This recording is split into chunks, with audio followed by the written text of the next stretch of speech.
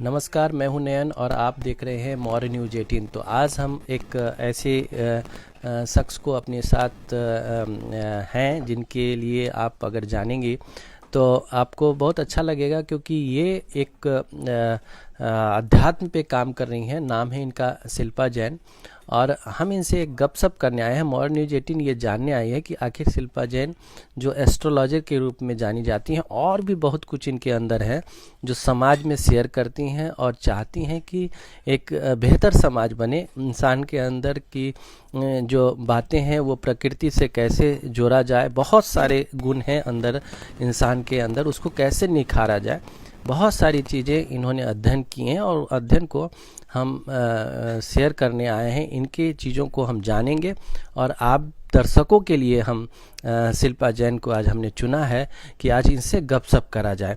तो शिल्पा जी, आपका बहुत बहुत धन्यवाद मॉर्निंग न्यूज 18 से बातचीत के लिए। Thank you. तो आप एस्ट्रोलॉजी लॉजर के रूप में आप जानी जाती हैं।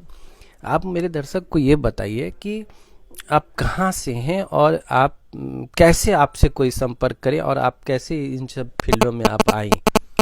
देखिए, एस्ट्रोलॉजी मेरा पैशन है। पहले तो सर्वप्रथम मैं ये बताऊं तो इसको मैंने करियर के रूप में लिया। तो मैं ऐसे तो हूँ, बेसिक पटना से ही बिलोंग करती हूँ। यहाँ मेरे पेरेंट्स का घर है और अभी जहाँ हम लोग आप हैं तो ये हमारा शॉप है रतन केंद्र, यही मेरा ऑफिस है। एंड साल में मैं 3 बार पटना तो आती हूँ, बाकी मैं आगरा में रहती हूँ। बट आगरा से रहते हुए भी मैं ऑनलाइन पूरा वर्क संभालती हूँ। पटना का भी, आउट ऑफ इंडिया के भी लोग क्लाइंट्स हैं मेरे। तो मेन तो एस्ट्रोलॉजी पे ही मेरा फोकस रहता है। लेकिन मैंने जब ये देखा कि एस्ट्रोलॉजी के साथ साथ लोगों के लाइफ में, सभी के लाइफ में, हमारे लाइफ में, आपके लाइफ में बहुत तरह का प्रॉब्लम्स है, जो सिर्फ एस्ट्रोलॉजर एक है जिसके माध्यम से अगर उसमें वो और चीज़ ऐड करेगा तो सिर्फ एक स्टोन थेरेपी हो गया या फिर दिशा बदलना हो गया, आप इस दिशा में सोइए, ये एक बहुत बेसिक चीज़ है जो सदियों से चलता आ रहा है। लेकिन आज इतना फास्ट लाइफ है, इतना हर लोगों को क्विक रिजल्ट चाहिए होता है। दूसरा, मीडिया का इतना ज़्यादा चारों तरफ मतलब प्रभाव है लोगों के अंदर।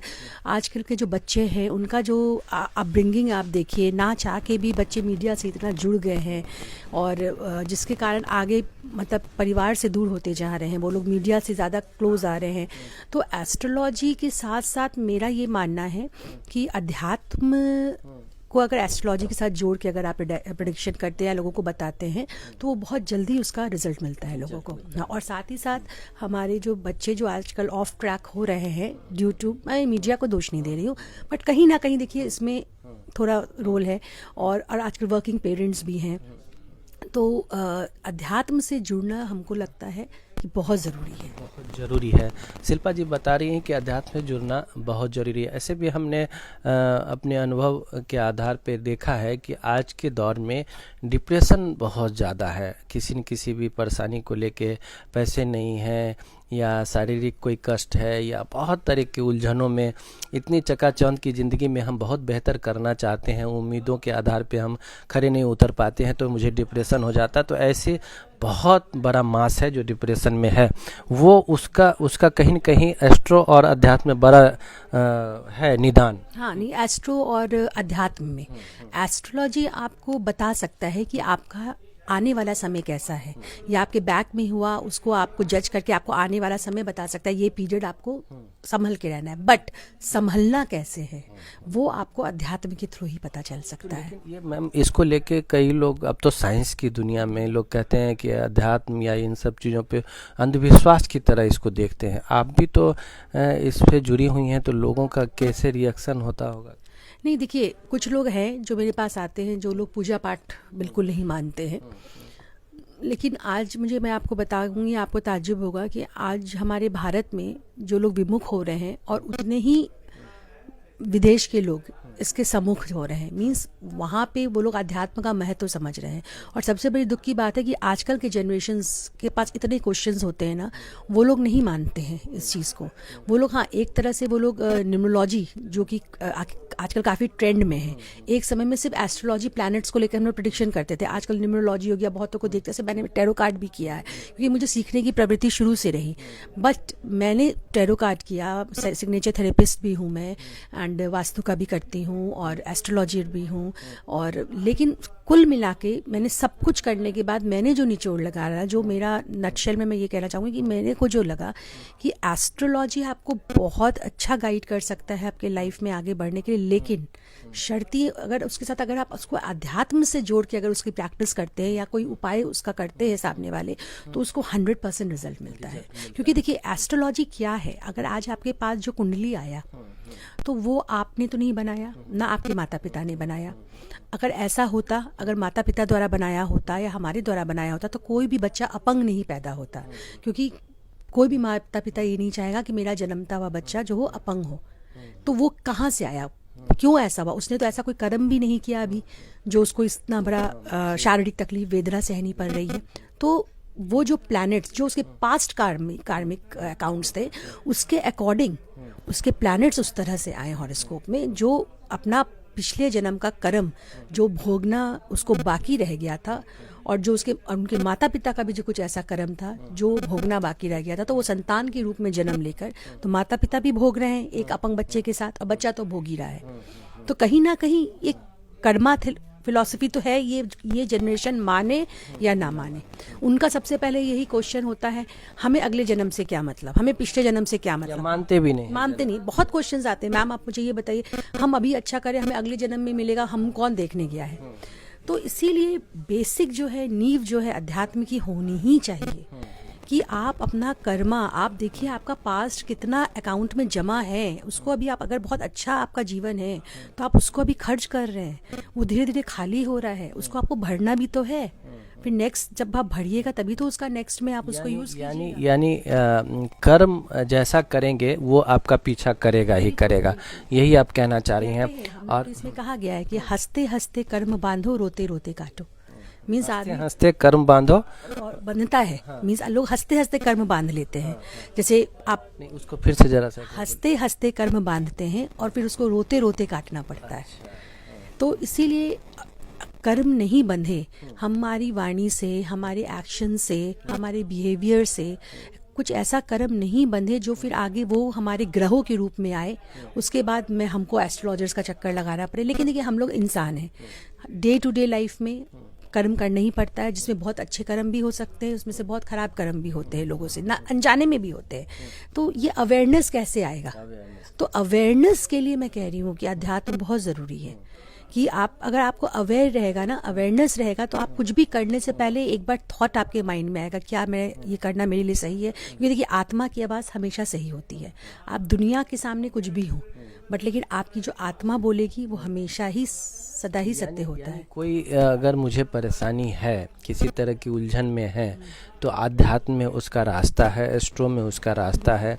तो आप सुन रहे हैं शिल्पा जैन को, और ये बहुत अच्छी बात बता भी रही हैं, अच्छी जानकारी दे भी रही हैं।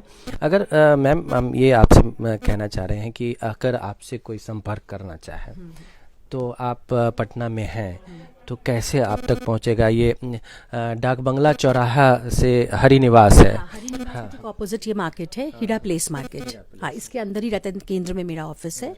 और जैसे जब मैं आगरा, अभी जैसे जनवरी तक हूँ यहाँ पे, फिर मैं जब आगरा जाती हूँ तो फिर आजकल तो ऑनलाइन का वो है, तो फिर आप जूम से भी बहुत, जैसे आउट ऑफ इंडिया के लोग जो भी मेरे से जुड़े हैं, हम लोग जूम से मीटिंग कर लेते हैं, वीडियो कॉन्फ्रेंसिंग हो जाता है। तो मीडिया का तो बहुत बड़ा आभार है कि मतलब आज से समझिए 10-15 साल पहले ऐसा कुछ नहीं था। लेकिन एक मैम इस फील्ड में कई लोग जो है अपने को महारत हासिल बताते तो हैं, लेकिन उनके पास जाते हैं लोग तो अच्छी अच्छी बातें होती, लेकिन वो फिर ठगे से महसूस होते हैं, यानी उनको रिजल्ट जैसा कुछ दिखता नहीं। ऐसा क्या? देखिए हर फील्ड में, यही सिर्फ एस्ट्रोलॉजी के फील्ड में नहीं है, हर फील्ड में आपको हर तरह के लोग मिलेंगे। देखिए इसीलिए मैं कह रही हूँ ना कि अध्यात्म से जुड़ के जो इंसान काम करता है, वो ना इंसान खुद गलत करेगा, ना सामने वालों को गलत करने की प्रेरणा देगा। देखिए नो डाउट पैसा बहुत ज़रूरी है। आज आपको धर्म भी करना है, आज आपको दान भी करना है, तो पैसे की ज़रूरत है, उसके बगैर पूजा पाठ भी नहीं है। लेकिन आज वो पैसा आप अर्न कैसे कर रहे हैं, उस पैसे के साथ आपके घर में किसी के साथ दुआ आ रहा है या किसी की बद्दुआ उस पैसे को आप घर में ला रहे हैं, तो उसका फ़र्क आपको पड़ेगा, आपके पूरे परिवार को पड़ेगा। पैसा कमाना बुरी बात नहीं है, पैसा किस ढंग से कमाया जा रहा है ये पैसा किस ढंग से कमाया जा रहा है, ये बहुत बड़ी बात कह रही हैं कि आप पैसा कमाते तो हैं, लेकिन तौर तरीका आपका क्या है, कैसे आपके पास पैसे आते हैं, किस कर्म से पैसे आते हैं, इस पे बहुत सारी बातें निर्भर करती हैं, मानो या ना मानो। लेकिन ये बात शिल्पा जैन बहुत खुल के बता रही हैं, खुद एस्ट्रोलॉजर हैं। लेकिन मैंने आपको सुना है कि कुछ महिलाओं के लिए भी, गर्भवती महिलाओं के लिए भी आप कुछ काम करती हैं। हाँ, देखिए, एक गर्भ संस्कार करके अभी बहुत अच्छा एक हमारे एक महाराज साहब ने हम लोग को कोर्स कराया था। तो वो इतना अच्छा कोर्स, जैसे कि आज आप काफ़ी आदिकाल में भी सुनेंगे, अभिमन्यु की कहानी सुनेंगे, चक्रव्यूह रचा था तो उसने पेट में, गर्भ में ही उसको सीख लिया था कैसे। तो ये कहीं ना कहीं ये बहुत साइंटिफिक है, और ये आज का चीज़ नहीं है, ये काफ़ी टाइम से आ रहा है, महाभारत के काल से आ रहा है। जब एक माता गर्भवती होती है और 9 महीने उस बच्चे का सिर्फ कनेक्शन क्या होता है, अपनी माँ के साथ होता है। लेकिन माँ का कनेक्शन पूरी दुनिया से होता है, क्योंकि वो तो माँ के गर्भ में है। तो माँ जो सोच रही है, जो खा रही है, जैसा मतलब उसके विचार आ रहे हैं, जो देख रही है, उसका डायरेक्ट प्रभाव उस बच्चे के अंदर होता है। और माँ के अंदर एक ऐसी शक्ति है कि अगर वो गर्भ संस्कार का नियमित रूप से जो उसका प्रोसेस है वो कर ले, तो अगर आज वो अपने बच्चे को चाहती है पीएम बनाना इस देश का, तो वो बना सकती है।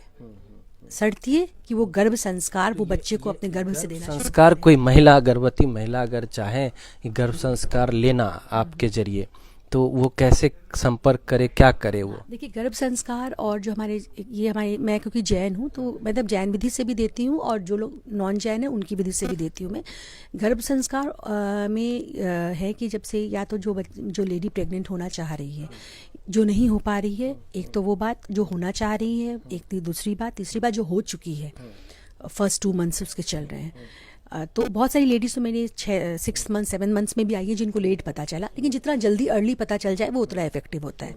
तो वो फ़ोन से ही मुझसे कांटेक्ट करती हैं। तो बहुत बार तो होता है कि जैसे वो मैं फ़ोन से उनको सब कराती हूँ, उनको मटेरियल भी भेज देती हूँ, और अगर तो भी उनको सेटिस्फैक्शन नहीं होता है तो फिर हम लोग जूम मीटिंग कर लेते हैं। तो जैसे हर ऑनलाइन मीटिंग, यानी उनको आपके पास आने की ज़रूरत नहीं है। एक बार आ जाएं तो बहुत अच्छी बात है, लेकिन अगर नहीं भी आती हैं तो कोई प्रॉब्लम नहीं है उसमें, क्योंकि वो एज इक्वल होता है जब हम उनके साथ जूम मीटिंग करते हैं। क्योंकि देखिए, गर्भवती महिला के साथ अनेक तरह की प्रॉब्लम्स होती है, ट्रैवलिंग का ये वो, और मैं हर जगह देखिए मैं मंत्र वंत्र बताती हैं या कुछ सामग्री देती हैं? देखिए, उसमें मंत्र भी है, उसमें मेडिटेशंस भी है, उसमें खान पान का तरीका भी है, उसमें सोचने की विधि भी है। साथ में फर्स्ट जब प्लानिंग हो रहा होता है बच्चे का, तब तो हस्बैंड को भी साथ रहना होता है। आफ्टर जब वो गर्भवती हो जाती हैं तो उसके बाद फिर उन पर ही पूरा फोकस्ड रहता है। तो वो पूरे 9 महीने का प्रोसेस है, और जितने भी गर्भ संस्कार के थ्रू बच्चे हुए हैं, आप उन बच्चों के चेहरे का तेज ही देखने लायक होता है। क्योंकि जब बच्चे हो जाते हैं तो सबसे पहले वो लोग फोटो मेरे को भेजती हैं, तो उनका जो तेज होता है ना चेहरे का, वो खुद ही दर्शाता है कि कुछ ना कुछ इनका जीवन में कुछ ही ना कुछ एक समाज के लिए एक मॉडल साबित होंगे। यानी गर्भ संस्कार आप कराती हैं, कितने सालों से आप करा रही हैं? देखिए, गर्भ संस्कार मैं बहुत टाइम से नहीं करा रही हूँ, मेरा अभी हो गया मतलब 3-4 साल हो गया, बट लेकिन 4 साल में मैंने काफ़ी करवाया। कितने बच्चे अभी तक गर्भ संस्कार आपके जरिए जो बच्चे हुए हैं गर्भ संस्कार के जरिए? गर्भ संस्कार अराउंड मेरे ख्याल से 60 to 70 बच्चे हो चुके हैं। आज वो किस स्थिति में है, उनको देखा जा सकता है? हाँ बिल्कुल, एक लेडी, मैं नाम नहीं बताना चाहूँगी क्योंकि ये बहुत पर्सनल चीज़ होती है, इसी शहर की लेडी है वो। मतलब वो जिस तरह से इसी ऑफिस में वो आई थी और जिस पोजीशन में वो आई थी, मतलब वो एबॉर्शन के लिए जा रही थी क्योंकि उनके हस्बैंड छोड़ के जा चुके थे उनको, और वो प्रेग्नेंट थी। वो मेरे लिए सबसे चैलेंजिंग केस था मेरे लाइफ का, क्योंकि वो जो लेडी आई है रोते हुए कि मैं एबॉर्शन के लिए, मेरे यहाँ से सीधे वो एबॉर्शन के लिए ही जा रही थी, उसको रोकना, फिर उसको समझाना, फिर उसके हस्बैंड भी नहीं उनके साथ, और डेली वो मेरे ऑफिस आती थी। जब तक मैं पटना में थी वो डेली मेरे पास ऑफिस आती थी, और मेरे लिए मेरे लाइफ का सबसे चैलेंजिंग केस था। और उसके बाद जब 8th या 9th मंथ में उनके हस्बैंड साइड वापस आए थे, एंड आज जब मैं उनका फेसबुक में फ़ोटोग्राफ्स देखती हूँ और उस बच्चे को देखती हूँ, वो बच्चा मेरे ख्याल से अब 2 साल का हो गया, आई थिंक 1.5-2 साल का। तो आंतरिक खुशी होती है। देखिए पैसा सभी कमाते, मैं कहती हूँ सभी कमा रहे हैं, बट सुनते हैं कि आप फ्री ऑफ कॉस्ट। गर्भ संस्कार में बिल्कुल फ्री में करती हूँ मैं, इसका कोई चार्जेस नहीं तो लेती हूँ।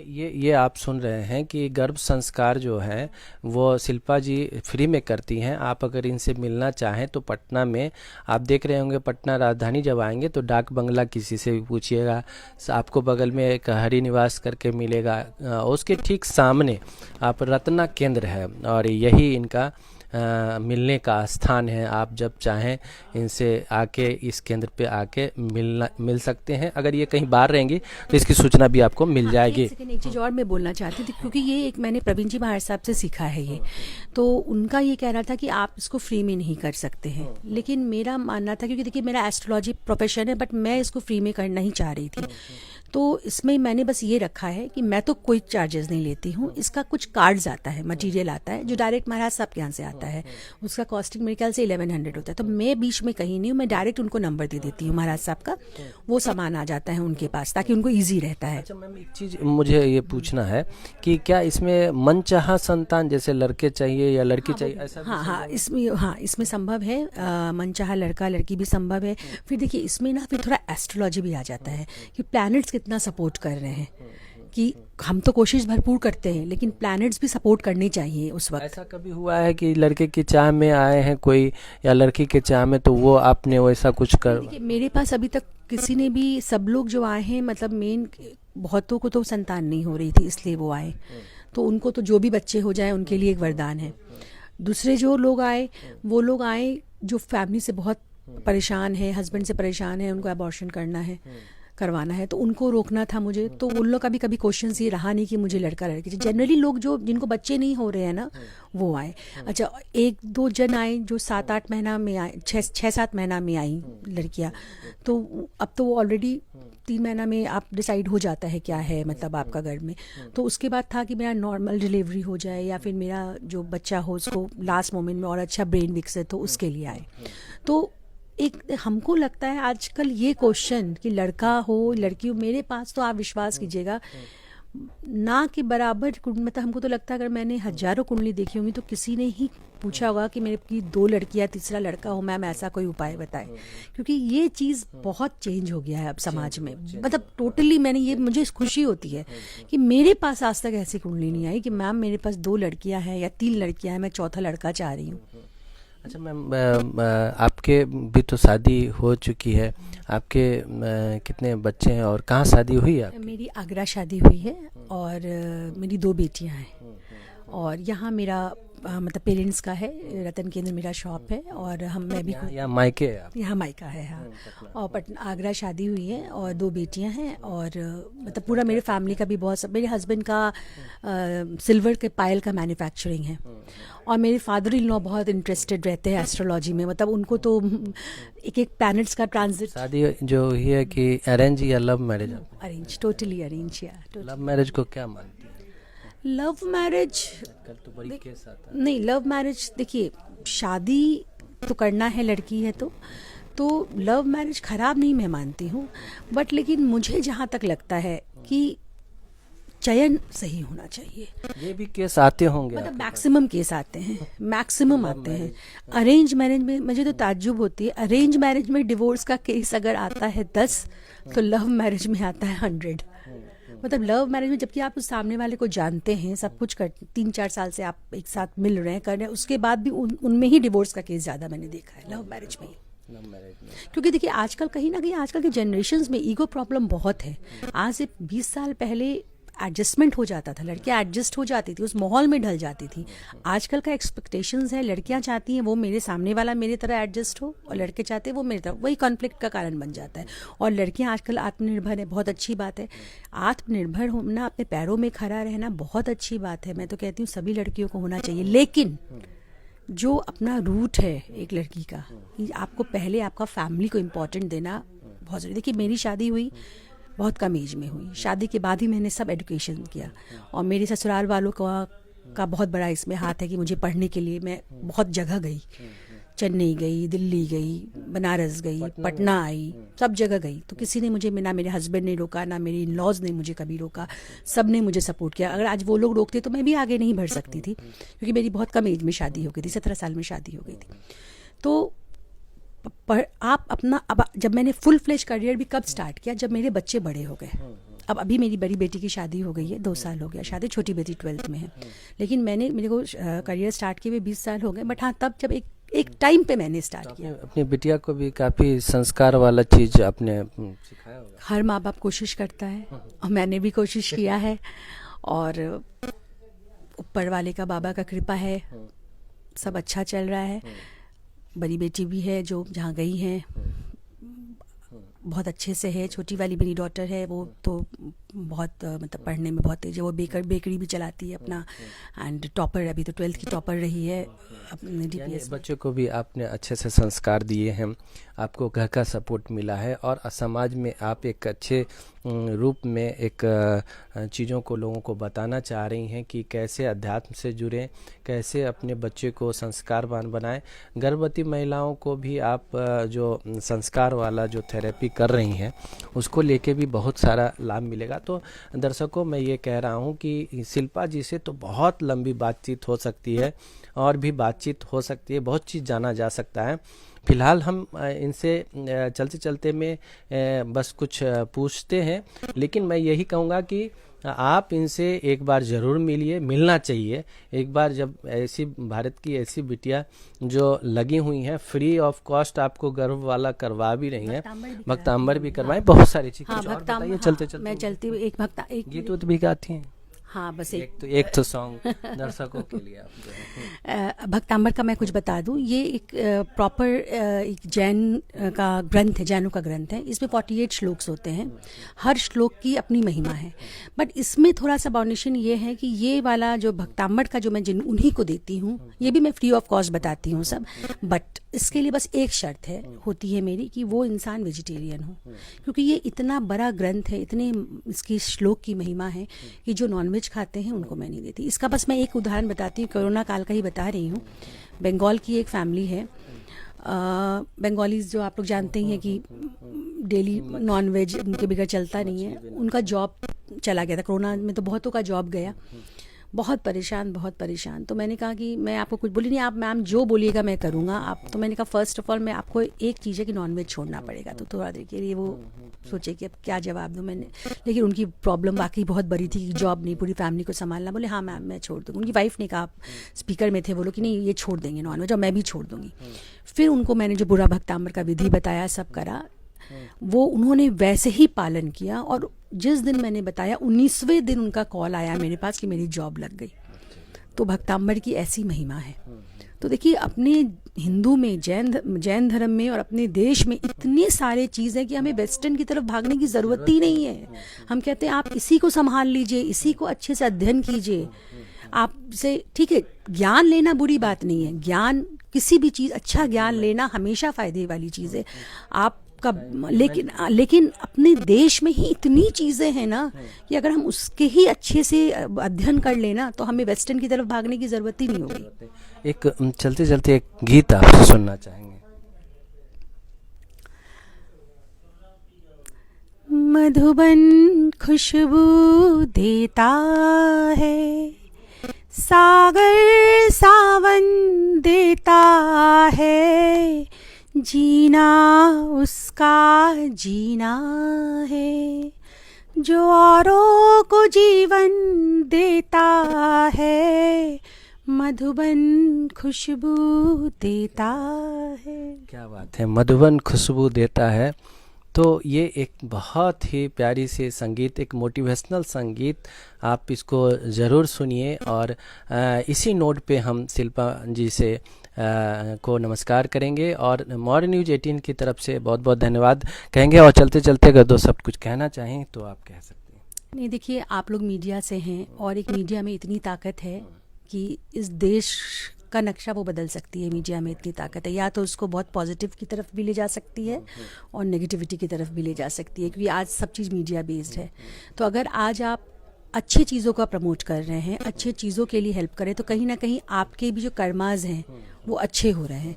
और आपका जब कर्मा फल देना होता है ना, शुरू होते, तो आपके पूरा परिवार उससे अफेक्ट होता है। तो मैं हमेशा यही कहती हूँ कि मीडिया में अच्छे से अच्छे लोगों को आप लाइए, ताकि लोगों को अवेयरनेस हो, लोग कहीं भी जाएं हर चीज़ का उनको नॉलेज हो।